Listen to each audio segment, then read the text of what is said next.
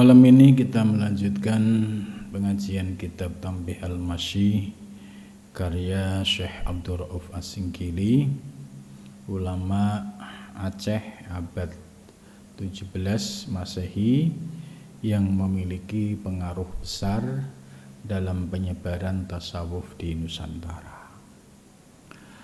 Pembahasan kitab Tanbih Al-Masyi sudah sampai pada halaman 18. Sebelumnya sudah dibahas tentang adab di dalam berzikir, ya, mulai dari sebelum zikir, pada saat zikir, dan sesudah zikir. Maka pembahasan malam ini yaitu berkaitan dengan kaifiyat, ya, dan pentingnya seorang guru mursyid dalam membimbing zikir dan kaifiyat. Qala musannif rahimakumullah wa nafa'ana bihi wa bi ulumi fi darini amin ya rabbal alamin. Wa amma kaifiyatuhu, dan adapun tata cara zikir, fakasiratun, maka itu banyak, ya. Jadi kaifiyat zikir itu banyak. Makanya ada banyak thariqah itu. Ada Naksabandiyah, ada Qadiriyah, ada Satariyah, ada Saziliyah gitu. Ada Samaniyah, ada Kholwatiyah gitu. Setiap thariqah itu punya kaifiyat. Maka di sini Syekh Abdul Rauf, ya, memberikan penjelasan kaifiyat zikir fakasiratun, itu banyak. Ta'lamu, kamu mengetahui,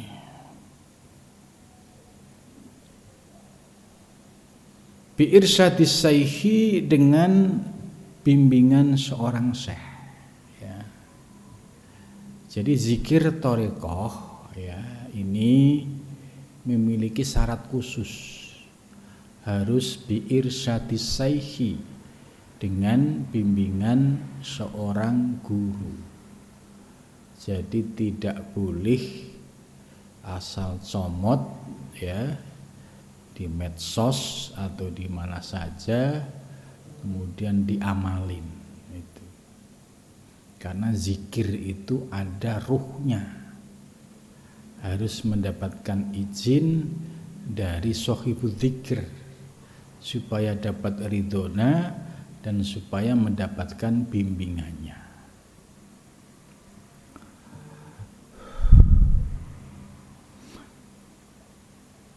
Wala yuhni,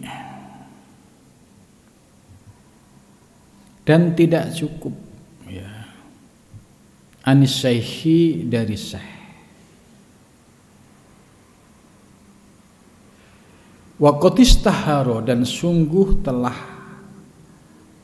ya, masyhur, dikenal, anhum, dari mereka para sufi, yaitu makholah man la saykholahu fasyaitonu saikuhu. Ada redaksi man laisa lahu saikhun fasyaitonu saikuhu, ya. Kalau di sini menggunakan man la saikho, man barang siapa, ya, man sifatnya umum, ya. La saikho, yang tidak ada guru, lahu, bagi murid, fasyaitonu, maka bermula setan, saikhuhu, itu menjadi syekhnya. Nah, ini kalimat kunci, ya, bahwa dalam mengamalkan kaifiyat zikir harus ada syekh yang memberikan ijazah zikir dan bimbingannya. Sebab kalau tidak punya, ya, di sini dijelaskan man la syaikha lahu, zikirnya misalnya diambil dari medsos, ya, terus diamalin, fasyaitonu saikuhu, maka setan yang akan menjadi pembimbingnya. Ya, ini kalimat kunci. Nah, terus kita lihat kondisi lapangan. Kira-kira makalah ini benar enggak? Kita mencari pembuktian yang empiris. Tentu makalah ini memiliki kebenaran, ya, dan sudah teruji selama berabad-abad. Ya, contoh misalnya orang yang mengikut thariqah Naqsabandiyah Khalidiyah yang memiliki syekh yang muttasil dengan guru-guru sebelumnya sampai kepada Rasulullah, bisa dilihat pasti prakteknya tidak ada yang aneh-aneh dan tidak ada penyimpangan. Begitu juga tarekat lain, Satariyah, ya. Kalau dia mendapatkan ijazah zikir dari guru, ya, diamalkan dengan baik, ya, dan gurunya memiliki silsilah mutasil, ya insya Allah akan terhindar dari salah paham atau paham yang salah yang menyebabkan potensi penyimpangan. Begitu juga zikir qadiriyah, zikir kholwatiyah, zikir samaniyah, zikir sajiliyah. Nah, ini yang sudah teruji sepanjang sejarah bahwa thariqah-thariqah ini berkembang dari dunia Islam masuk ke Nusantara, ya, kemudian sampai hari ini dan memiliki silsilah mutasil, ya, kita bisa lihat dalam praktek zikir dan amaliyah, ya, mereka akan bisa sinergi antara syariat dan hakikat. Artinya tidak ada keanehan yang menimbulkan kecurigaan atau kontroversi. Itu. Ini satu sisi yang memiliki, ya, seorang syekh yang memiliki silsilah yang muttasil. Terus bagaimana ya kalau ada orang belajar zikir thariqah secara otodidak gitu? Saya nggak perlu syekh, saya langsung sama Allah misalnya. Ya, bisa dilihat beberapa kasus kejadian, ya. Yaitu ada orang yang otodidak, ya, belajar tasawuf, ya, dengan membaca buku terjemahan kitab Ihya gitu. Setelah dia baca, kemudian dia tertarik gitu. Terus sampailah pada pembahasan soal suluk atau kholwat, ya. Akhirnya dia mempraktekkan praktek suluk, ya, selama 40 hari di sebuah gunung. Nah, setelah diamalin dengan tanpa guru, ya, tanpa pembimbing, apa yang terjadi? Ya, setelah suluk 40 hari, orang tersebut akhirnya mendeklar ngaku menjadi seorang nabi. Itu. Nah, ini contoh bahwa tanpa guru, tanpa syekh, fasyaitonu saihu. Menurut hasil suluknya, ya, iblis masuk memberikan bisikan, ya udah Anda sudah menjadi seorang rasul gitu, seorang nabi, silahkan Anda deklarasi gitu. Nanti kalau ada pengikut yang percaya kemudian banyak, wah kamu akan luar biasa gitu. Dan ini nyata, akhirnya deklarasi mengaku sebagai nabi dan rasul. Nah, karena ini di negara Indonesia, ya akhirnya ditangkap oleh polisi, ya, sebab ini, ya, mengaku menjadi nabi dan rasul, ini tidak sesuai dengan akidah umat Islam yang meyakini bahwa Nabi Muhammad itu sebagai nabi yang terakhir. Terus contoh kecil-kecil banyak ya. Saya beberapa kali ya datang ke sebuah komunitas thariqah atau tasawuf yang dianggap oleh masyarakat itu menimbulkan kontroversi masalah. Ya ternyata setelah dianalisa, dikaji, didalami, ya itu pasti ada keterputusan, mungkotek ya. Seperti ada yang sampai beristihad ya punya pendapat bahwa haji tidak harus di Mekah gitu. Dina cukup di sini, di sebuah tempat di wilayah Sumatera gitu. Ini kan setelah saya cek teliti, oh iya ternyata ini ya dulu pernah berguru dengan seorang guru Naksabaniyah, kemudian terputus, tidak mengamalkan lagi. Lah, kemudian dia mengamalkan sendiri. Ya, akhirnya muncullah tadi fasyaitonu sayhuhu, sampai akhirnya ya punya pendapat bahwa haji tidak harus ke Mekah, cukup di tempat orang tersebut. Nah ini juga satu fakta bahwa ya kalau tidak memiliki seorang syekh di dalam mengamalkan zikir, ya potensi dibimbing oleh setan itu sangat kuat sekali. Dan juga ada beberapa daerah lain yang juga sama menimbulkan kontroversi, kemudian dilaporkan, terus kami turun lapangan. Dan di situ ternyata ketika dikaji, diteliti sama ya, terputus. Nggak ada guru yang memiliki silsilah mutasil.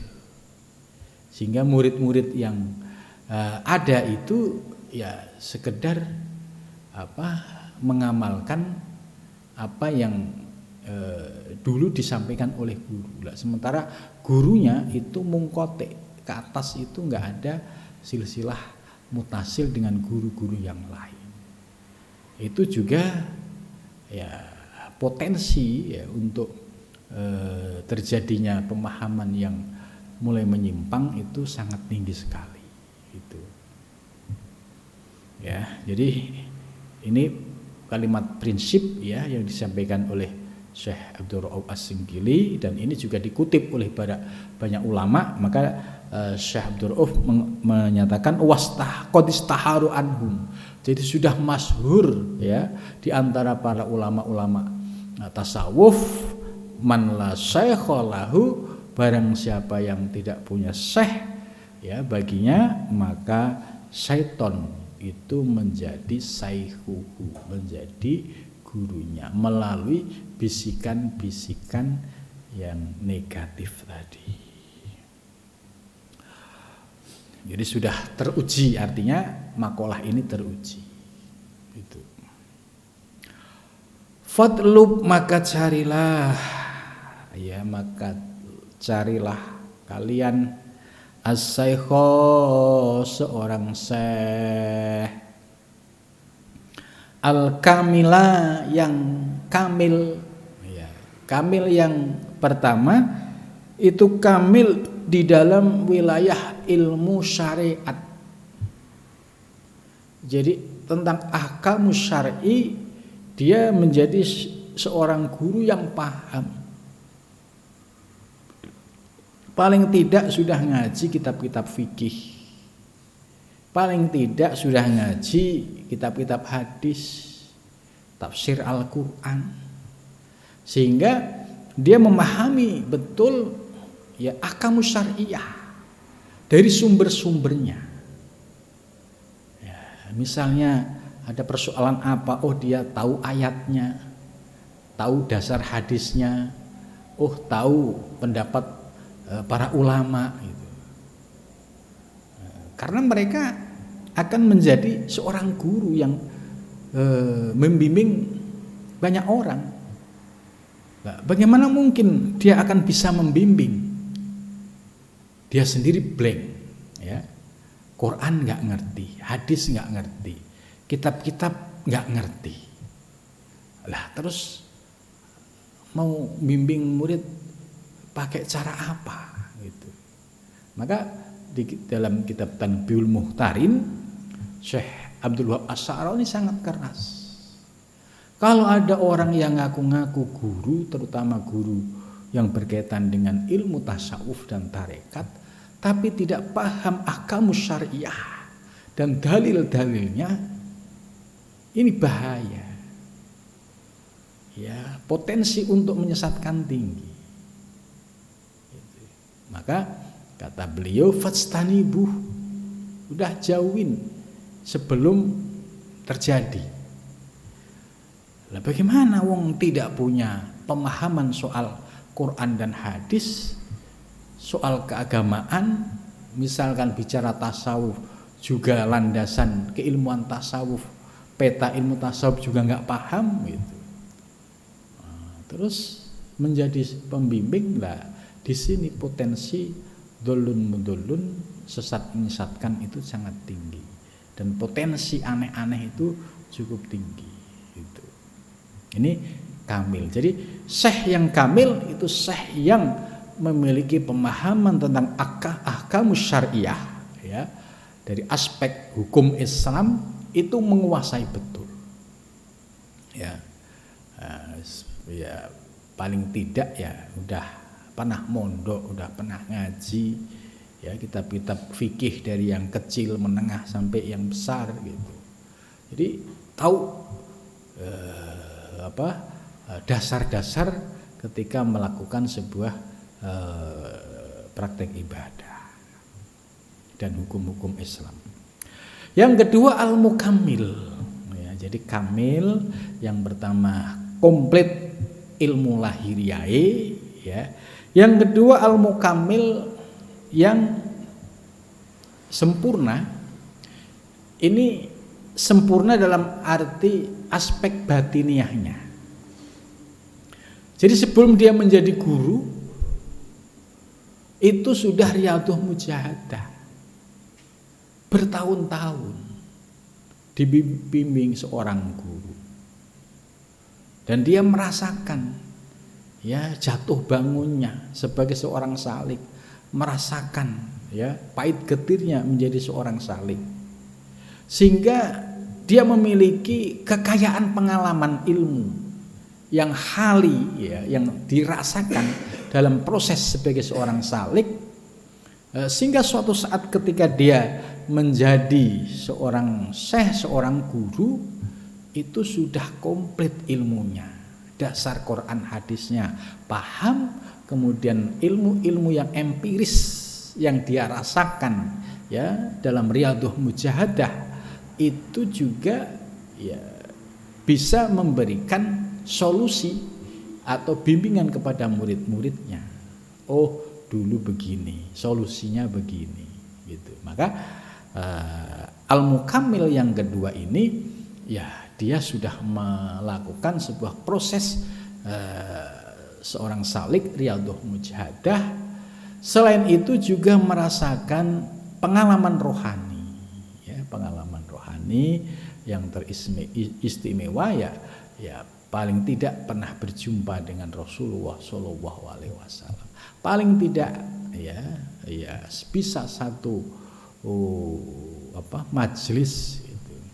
Ya, sebab kalau mimpi berjumpa dengan Rasul itu kan hadisnya jelas bahwa Rasulullah tidak bisa diserupai oleh apapun sekalipun setan. Tapi ketika mendapatkan anugerah, ya, seperti ini, ya, cukup, ya, dinikmati, dirasakan, ya, tanpa harus dipublis, dan juga tidak dijadikan sebagai bahan jualan gitu ya. Artinya karena potensi untuk ujub takabur tinggi gitu. Maka lebih baik ya disembunyikan tanpa harus menampilkan hal-hal yang sifatnya itu batiniah itu ya.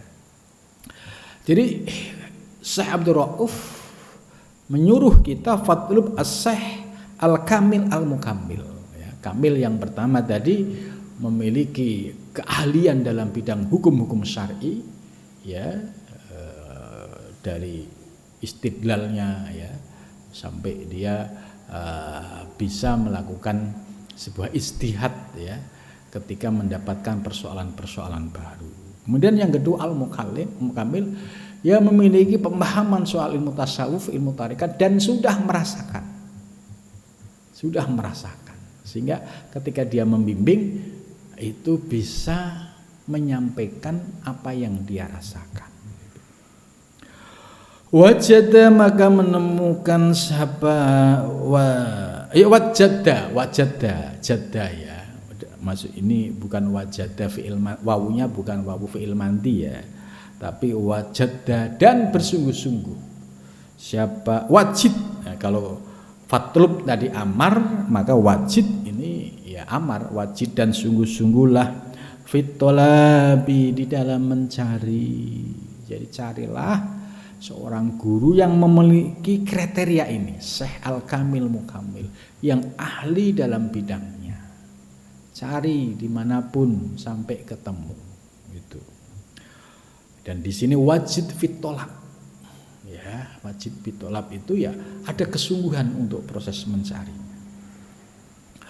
Li'anna man karena sesungguhnya orang jadda yang bersungguh-sungguh siapa man fitolabi di dalam mencari wajada ya, ini baru wajada wawunya wawu fi'il ya wajada maka dia akan menemukan waldofaro dan memperoleh bil matlub dengan apa yang dicari.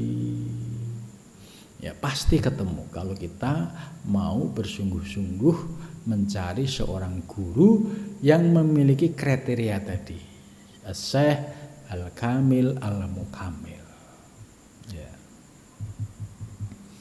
Wa ta'addab dan beradablah. Kalau sudah ketemu beradablah. Ma'ahu sertanya. Gitu. Alhamdulillah. Jadi wa ta'addab ya ini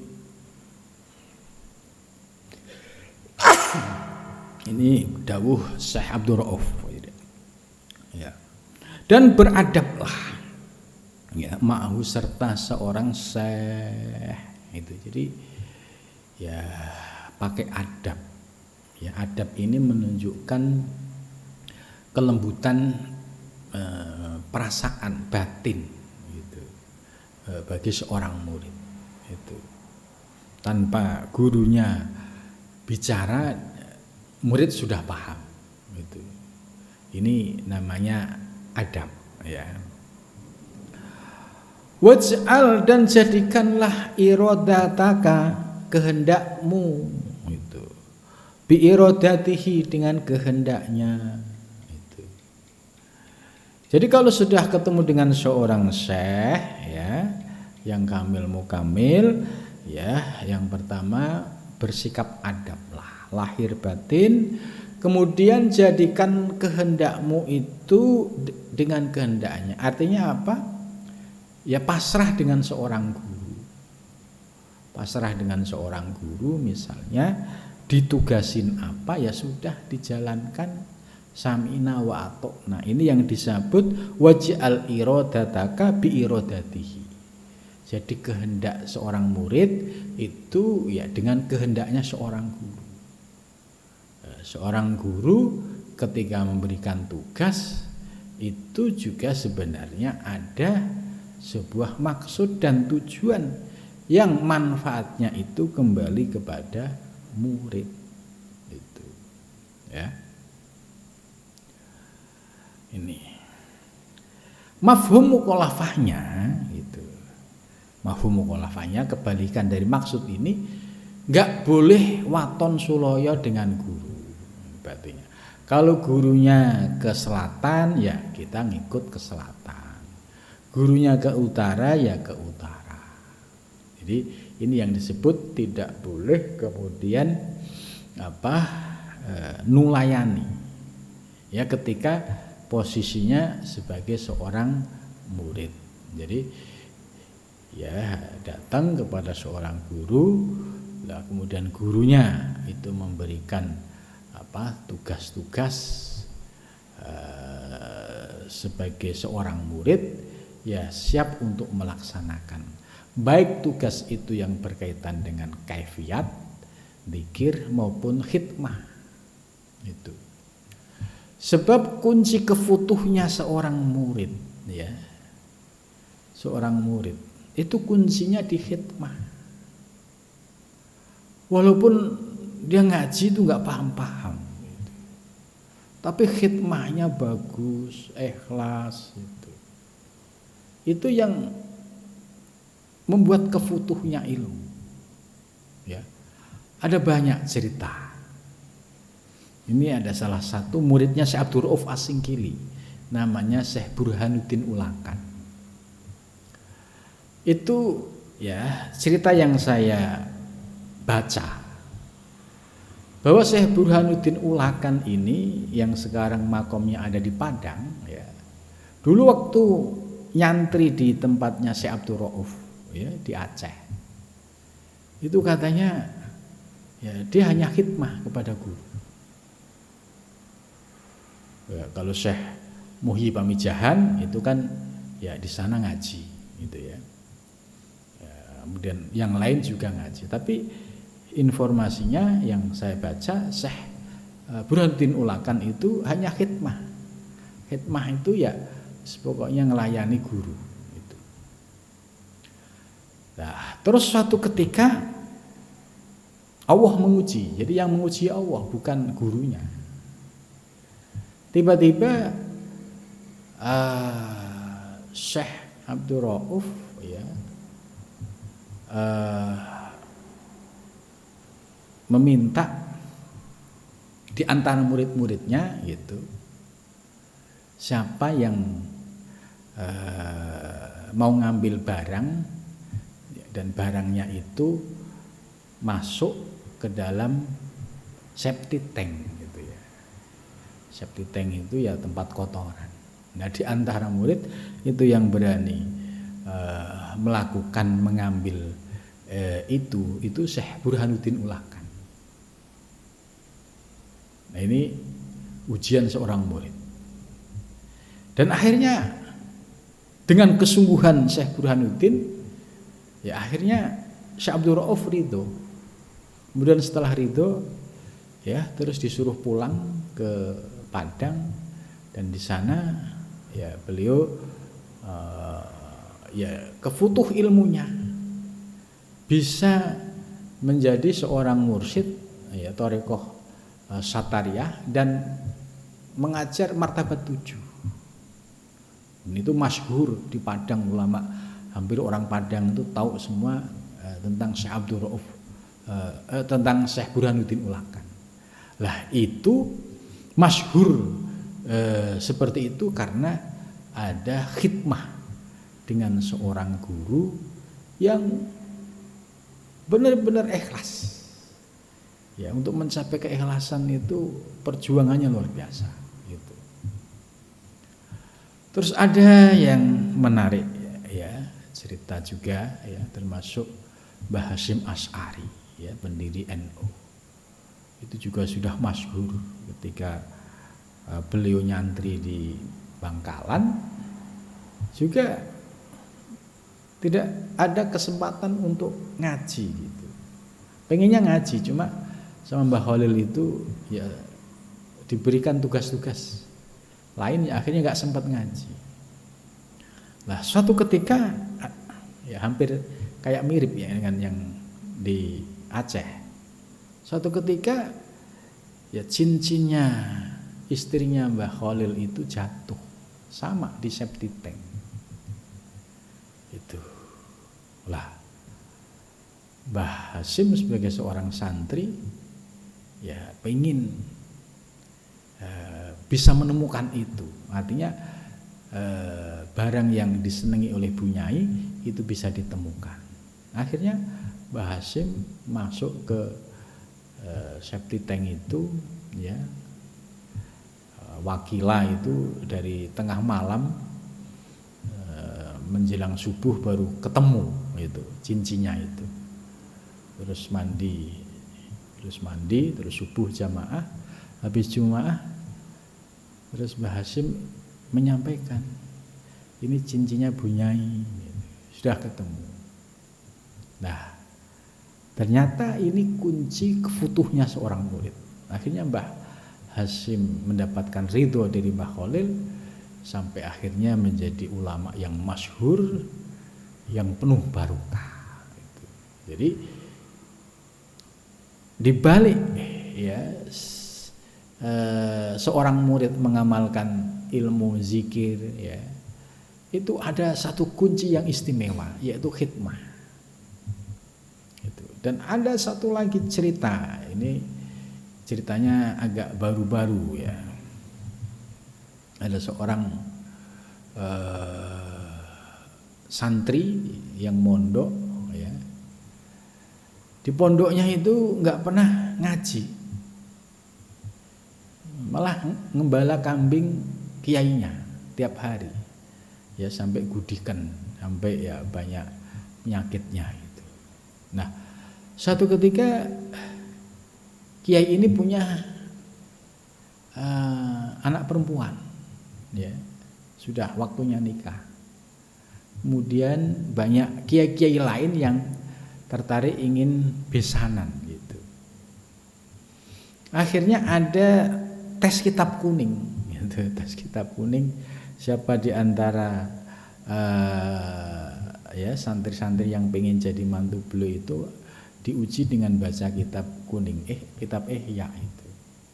Nah, santri yang tiap hari ngembala kambing tadi disuruh kiainya, udah kamu ikut gitu. Nah, terus ketika ikut ya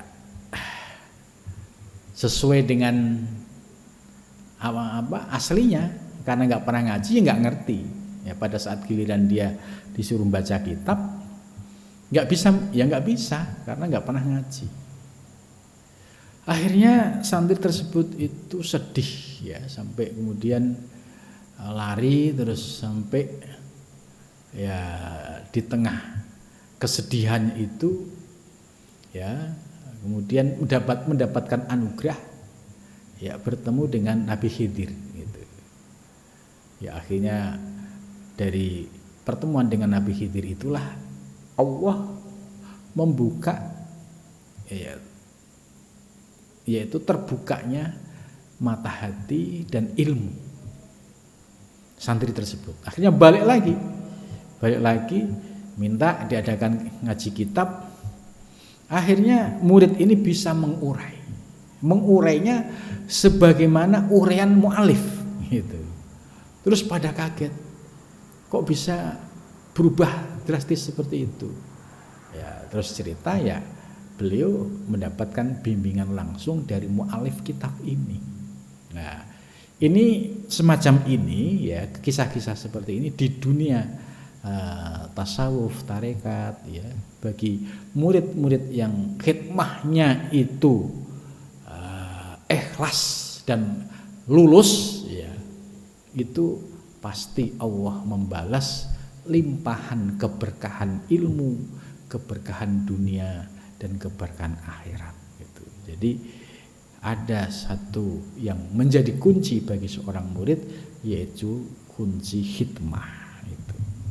Nah, khidmah ini termasuk bagian dari wa ta'addab ma'ahu tadi. Ya, iradatan wahidah, dengan kehendak yang satu. Jadi maksudnya dalam hal pengamalan, ya, dan lain-lainnya itu, ya, bisa iradatan wahidah dengan seorang guru. Ya, ini artinya, ya, tidak boleh seorang murid itu berhadapan, ya, kemudian beda pendapat secara terbuka, nah ini nggak boleh. Ini termasuk ya sudah su'ul adab gitu ya. Apalagi ya membanggakan ilmunya, itu sudah jatuh martabatnya itu. Jadi iradatan wahidah ini artinya ya pokoknya nurut dawuh kiai gitu. Nurut dawuh kiai, sami'na wa ata'na.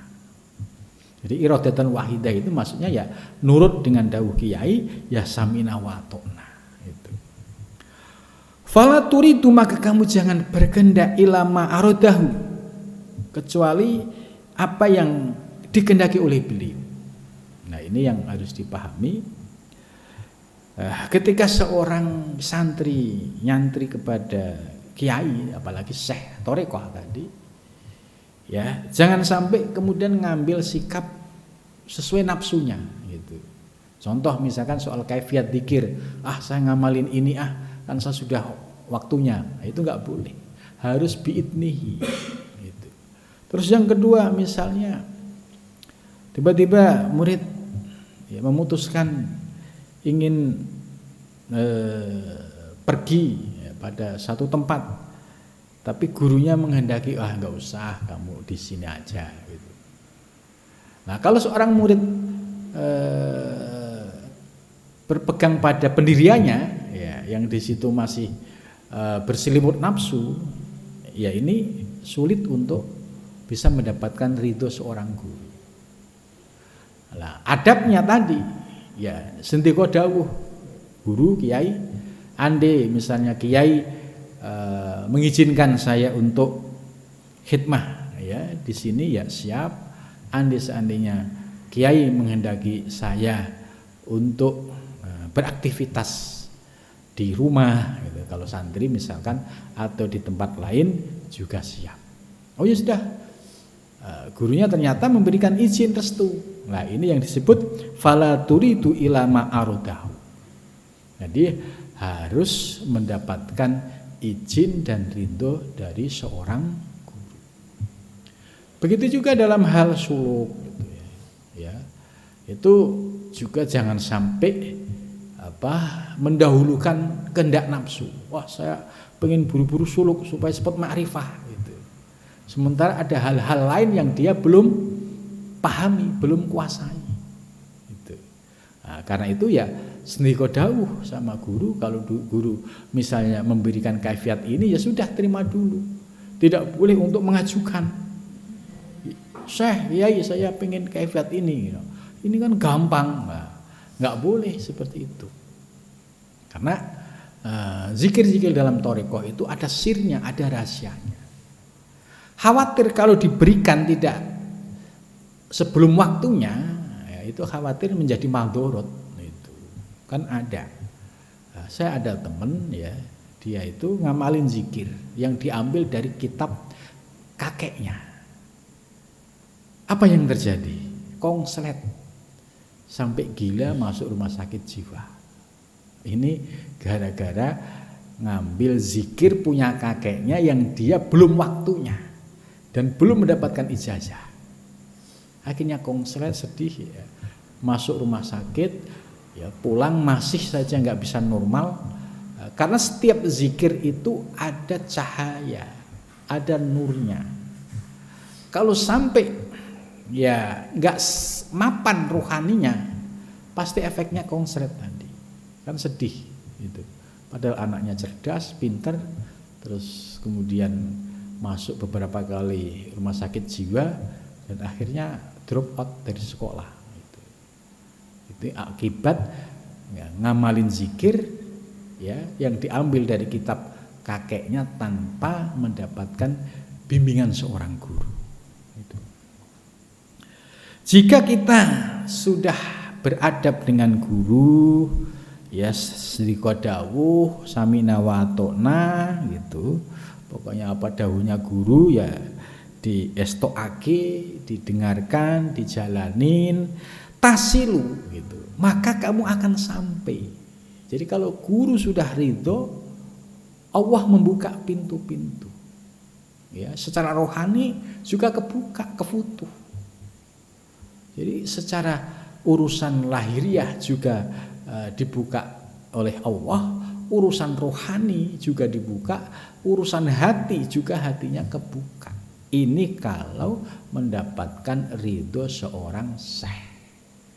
Tasilu dzalika, kamu akan sampai pada itu. Akhirnya sampailah pada wusul ilallah subhanahu wa ta'ala biidnillah, ya, dengan izin Allah subhanahu wa ta'ala.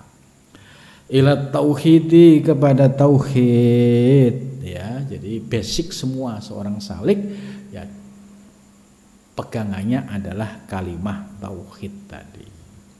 Alladzi huwal matlub, yaitu yang dicari, likulli talibin, bagi para santri, bagi para salik, ya, sairin yang berjalan ilallahi, menuju Allah, itu, ya.